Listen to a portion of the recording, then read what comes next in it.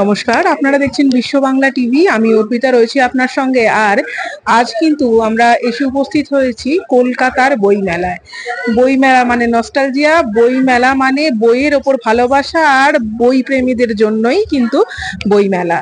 আর এই বইমেলাতে কিন্তু প্রচুর নতুন নতুন বই আপনারা আসলে পরে পেয়ে যান। আর যারা বই পোকা তাদের জন্য কিন্তু বই মেলার জন্য তারা কিন্তু সারা বছর অপেক্ষা করে থাকেন।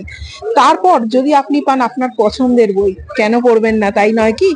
সকলকে শুভ সরস্বতী পূজার শুভেচ্ছা জানিয়ে শুরু করছি আজকের আমাদের যে বইয়ের প্রকাশনা তার বিষয়ে। যিনি লেখক আমরা তাকে পেয়ে গেছি এবং কথা বলে নিচ্ছি তার সঙ্গে। দেবাশিস বাবু যিনি আমাদের সঙ্গে রয়েছে, এর আগেও কিন্তু আপনি দেবাশিস বাবুকে দেখেছেন মহালয়ার কোনো একটি অনুষ্ঠানে আমাদের সঙ্গে। আর আজ কিন্তু বহু বছর পর, বহু বছর বলা ভুল কথা, ঠিক আগের বছরই তার আরো একটি বই যখন প্রকাশিত পেয়েছিল বা প্রকাশনা হয়েছিল, ঠিক সে সময়ে এবং বিজয়া যে বইটির নাম, ঠিক সে সময় কিন্তু আমরা তার বইটি প্রকাশিত হওয়ার জন্য কভার করতে এসেছিলাম। আর এবছরও আমরা পেয়ে গেছি তাকে। কথা বলিনি, আগের বছর একটি বই বেরিয়েছিল এবং সেই বইটি প্রত্যেকে খুব ভালোবেসেছে। সত্যি বিক্রি অনেক হয়েছে এবং পাঠকরা খুব সুন্দর মতামত দিয়েছে, বইকে ভালোবেসেছে। এবছর কি পেতে চলেছে সকলে? গতবার আমি লিখেছিলাম ছোট গল্প বিভিন্ন রকমের মানুষের জীবন নিয়ে। এবার আমি একটি উপন্যাস লিখেছি। আসলে মানুষ সে দুটো মন থাকে, একটা মনের খবর সে নিজেও জানে না, কখন যে সেই মন অন্যদিকে চালনা হয় সে নিজেও বুঝতে পারে না। এই মানুষের এই বহুরূপী মন, যে সেই বহুরূপী মনের অনেকের বহুরূপকে আমি ধরবার চেষ্টা করেছি আমার উপন্যাস। এই উপন্যাসটার নাম হচ্ছে অন্তরালে। কারণ মানুষের আড়ালে একটা বই থাকে, মন থাকে। মানুষের নিজস্ব মনের আড়ালে একটা মন থাকে, তার সঠিক খবর কেউ জানে না। অর্থাৎ মনের অন্তরালে মানুষ যে মন আপনাকে দেখায়, তার কিন্তু ভিতরে আরো একটি যে মন রয়েছে তাকেই আর কি তুলে ধরবার চেষ্টা করেছেন এবারে দেবাশিস বাবু, দেবাশিস সেনগুপ্ত। আপনারা প্রত্যেকেই জানেন দেবাশিস সেনগুপ্তকে, এবং এর আগেও যে বই তিনি প্রকাশিত করেছেন সেই বই কিন্তু অসম্ভব সুন্দর লেখনী তাদের বা তার। এবং এটা ছাড়াও এই যে অন্তরালে, আমরা চাইবো অন্তরালে প্রত্যেকের মনের অন্তরালের গল্প বা উপন্যাস হয়ে যায়। যখন কারোর স্বার্থে আঘাত লাগে, দম্ভে আঘাত লাগে, তখন সেই মনটা বেরিয়ে আসে আস্তে আস্তে। এইরকমই স্বনামধন্য একজন ডাক্তারের পারিবারিক ঘটনা নিয়ে এই বইটি লেখা। কোথাও কি এটা এবং মানুষের বিবেকবোধ, হ্যাঁ হ্যাঁ হ্যাঁ বিবেকবোধ, মানে ভীষণভাবে বিবেকবোধের কথা এখানে লেখা আছে, যে একটা মানুষ কি করতে পারে প্রয়োজনে, মানে তার দম্ভ, তার আত্মমর্যাদা, তার আর্থিক, হ্যাঁ তার মন ঠিক কোন পর্যায়ে পৌঁছতে পারে, হ্যাঁ সেইটা আছে। একটা মানুষ কতটা খারাপ হতে পারে আবার কতটা ভালোও হতে পারে, পাশাপাশি দুটো বিশ্লেষণ করা রয়েছে। এবং এটা এমন ধরনের একটা সামাজিক উপন্যাস যে আমার মনে হয় প্রত্যেকে ভালো থাকবে। একটা ঘটনা ছোট্ট সংক্ষিপ্ত যদি বলতে চাই তাহলে বলতে হয় যে একজন ডাক্তার, স্বনামধন্য ডাক্তার, তার ছেলের যে গভর্নর ছিল তার নাতনির সাথে তার ছেলের একটা রিলেশন তৈরি হয়। সেই রিলেশন নিয়ে প্রত্যেকটা চরিত্রের আলাদা আলাদা তখন রূপ বেরোতে থাকে প্রত্যেকে। মাত্র মনের অন্তরালে নয়, এখানে আবার আপনি প্রেমও খুঁজে পাবেন। প্রেম প্রেম প্রেম তো রয়েছে, প্রেমকে সম্পূর্ণ প্রেমের উপন্যাস, সামাজিক প্রেমের উপন্যাস, কিন্তু খোঁজা হয়েছে মানুষের মনকে। এই যে আবার বিজয়া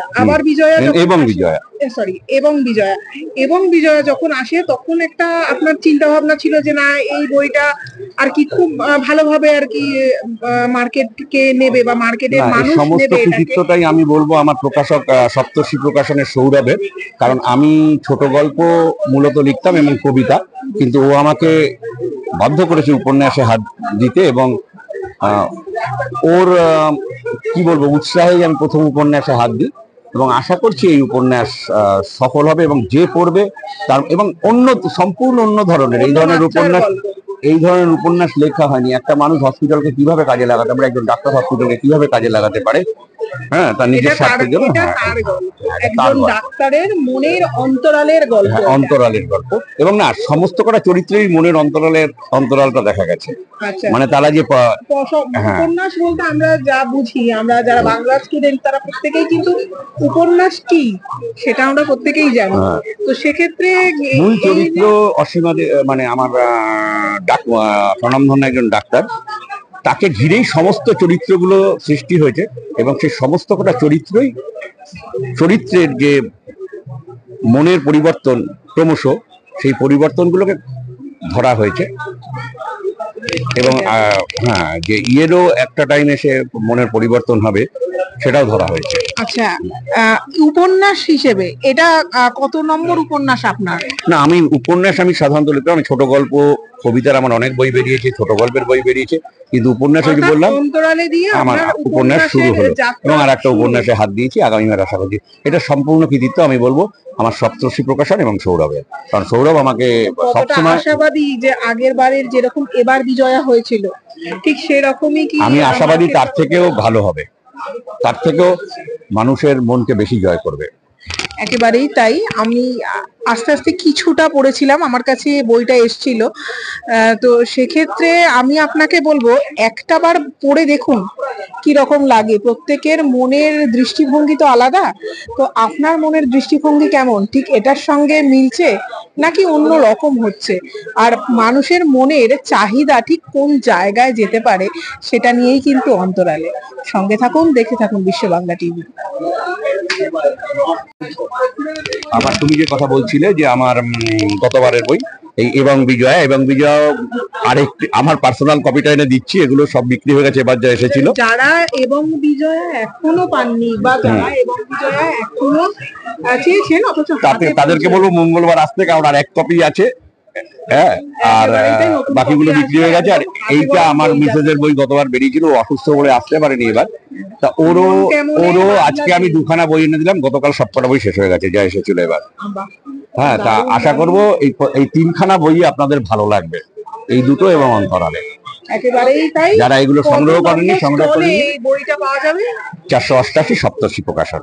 একদম একদম লিটল ম্যাগাজিন থেকে 9 নম্বর গেট থেকে ঢুকবেন, পিছিয়ে 5 নম্বর রাস্তা দিয়ে গলিতে ঢুকলেই ডান দিকে সপ্তর্ষি প্রকাশন। যে আমার প্রকাশক এবং আমার সম্পাদনা যিনি করেছেন, মূলত সম্পাদনা সম্পূর্ণ দায়িত্বের, এডিটিং এর, যে আমাকে উৎসাহ দিয়েছে এই উপন্যাস লিখবার জন্য, সেই আমাদের প্রকাশক সৌরভ মুখোপাধ্যায়। এই সৌরভ মুখোপাধ্যায় আপনাদের সামনে রয়েছেন।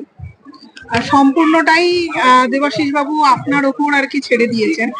আপনি কতটা আসলে দেবাশিস দা যখন স্ক্রিপ্টটা দিয়েছিলেন সেটা খুব এলোমেলো একটা স্ক্রিপ্ট ছিল, কিন্তু আমার সেটা পড়ে মনে হয়েছিল যে এর মধ্যে অযুত সম্ভাবনা আছে।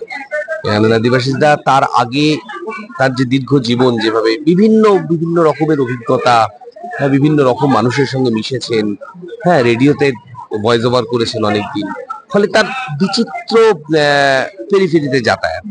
ফলে তিনি যখন সেই রকম একজন মানুষ যখন বই লেখেন, স্বাভাবিকভাবেই সেই লেখা অনেক বেশি তথ্যনিষ্ঠ, তথ্য সমৃদ্ধ হয়। সেটা গল্প হলেও তাই, উপন্যাস হলেও তাই, তার মধ্যে একটা অন্যরকম থাকে। এবারে ওনার যেটা বেরিয়েছে, এর আগের বারে বেরিয়েছিল এবং বিজয়া বলে একটি গল্প গ্রন্থ, এবারে বেরিয়েছে উপন্যাস।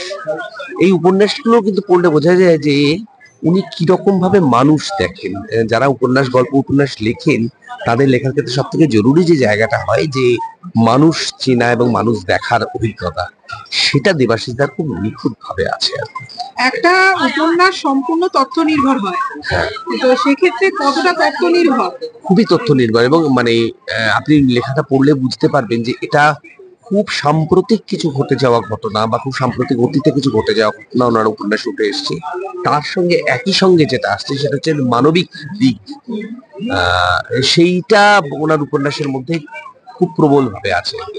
মানুষের যে সফট কর্নার গুলো জীবন থেকে, আমাদের ব্যস্ততম জীবনে, এবং তাদের লোভ লালসা, এই যে ষড় ঋতুর আক্রমণে জীবন থেকে মূল ভ্যালুস গুলো হারিয়ে যাচ্ছে।